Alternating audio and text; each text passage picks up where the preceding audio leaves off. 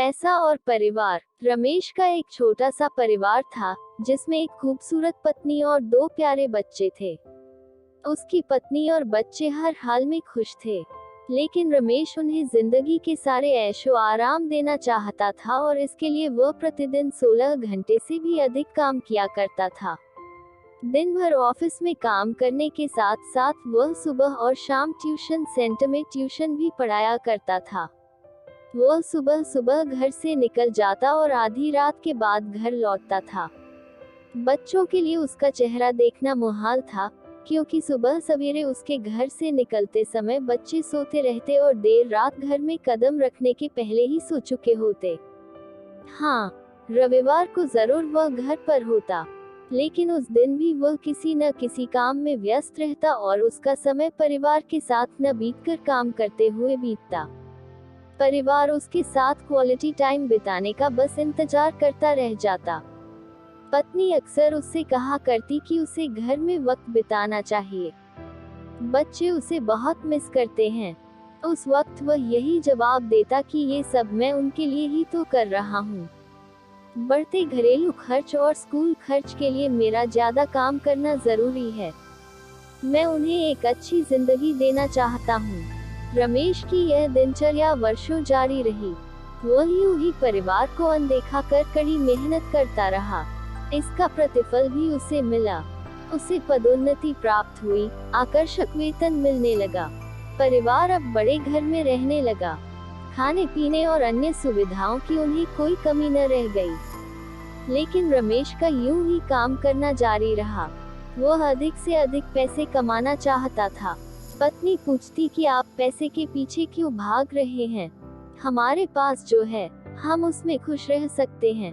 तो उसका जवाब होता कि मैं तुम्हें और बच्चों को दुनिया जहां की खुशियां देना चाहता हूँ।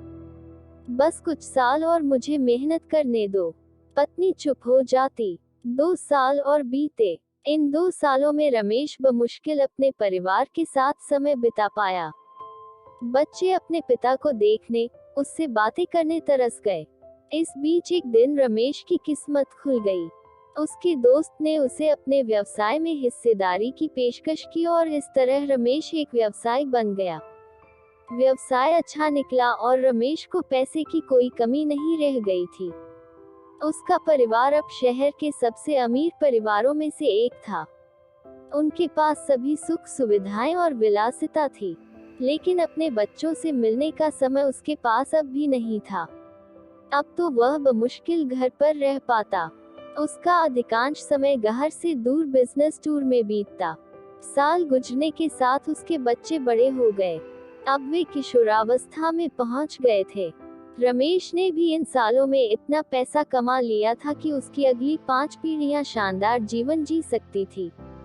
एक दिन रमेश के परिवार ने छुट्टी बिताने समुद्र तट स्थित अपने घर जाने की योजना बनाई।